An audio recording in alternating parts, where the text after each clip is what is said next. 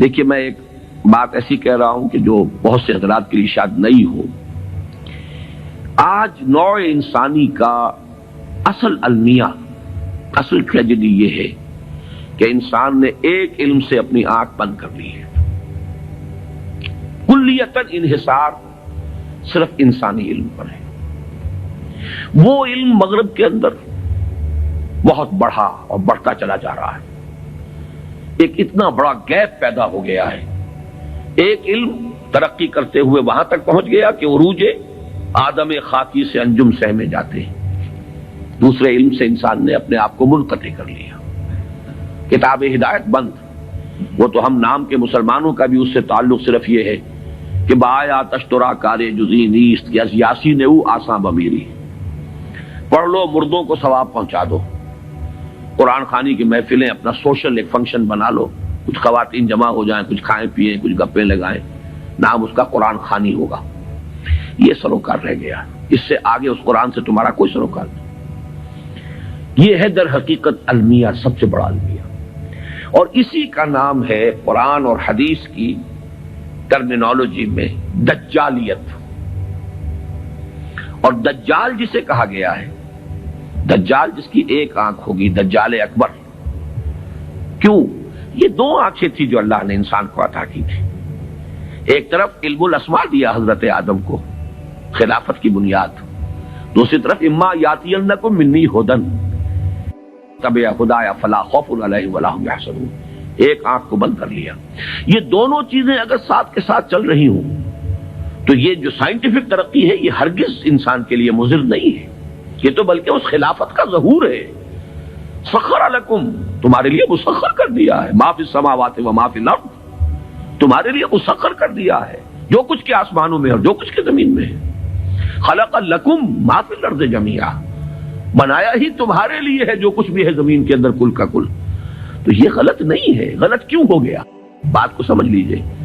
یہ علم غلط نہیں ہے. یہ علم وہ ہے جس کا ذکر قرآن کر رہا ہے. یہ علم اسماء جو ہے یہ اسی کا ظہور ہے، اسی کی مینیفیسٹیشن ہے، اسی کی ایکسفولیشن ہے، اسی کی توسیع ہے. لیکن یہ خراب اس لیے ہو گیا کہ دوسرا علم جو اس کے ساتھ آنا چاہیے تھا، دوسری آنکھ جو کھلی رہنی چاہیے تھی وہ بند ہو چکی. اس سے انسان نے پیٹھ ادھر کر دی ہے، پیٹھ موڑ لی. اس وجہ سے یہ دجالیت جس کے بارے میں حدیث میں آپ کو معلوم ہے، ایک ہے فتنہ دجال، ایک ہے دجال اکبر. دجل کہتے ہیں فریب کو. کسی شے کی اصل حقیقت کے اوپر کو ملمہ کر دیا جائے، تانبے کے اوپر چاندی کا یا سونے کا، وہ ملمہ کہلاتا ہے، یہ دجل ہے. در حقیقت یہ ساری تہذیب دجالی اس لیے بن گئی کہ مادے کی اس ترقی نے نگاہوں کو اتنا چکا چوند کر دیا کہ اصل حقائق کی طرف سے اسے بالکل ذہول ہو گیا. اس دنیا کی ترقی اس درجے مرعوب کن ہو گئی کہ اب آخرت کا دھیان کسی کو نہیں.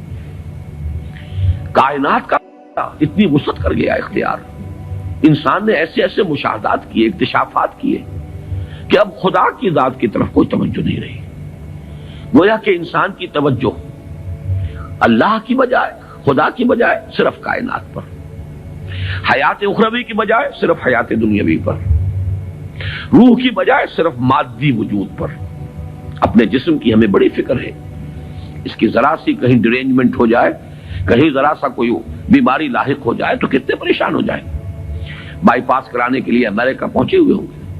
روح کی کسی کو فکر نہیں ہے کہ اسے بھی کوئی بیماری لاحق ہوتی ہے، اس میں بھی کوئی عوارض ہے، اس میں بھی کوئی روگ ہے، جس کو قرآن کہتا ہے کہ یہ قرآن آیا تھا دلوں کے امراض کے علاج کے لیے. شفاء لما فی الصدور یا ایھا الناس قد جاءتکم موعظۃ من ربکم وشفاء لما فی الصدور. لوگوں تمہارے پاس آ گئی ہے تمہارے رب کی طرف سے نصیحت، اور جو تمہارے سینوں کے اندر روگ ہیں ان کا علاج، ان کی دوا، ان کا مداوا. اس کی طرف کوئی توجہ نہیں. یہ ہے در حقیقت ماڈرن مین کا اصل جو المیہ ہے، اس کی جو ٹریجڈی ہے.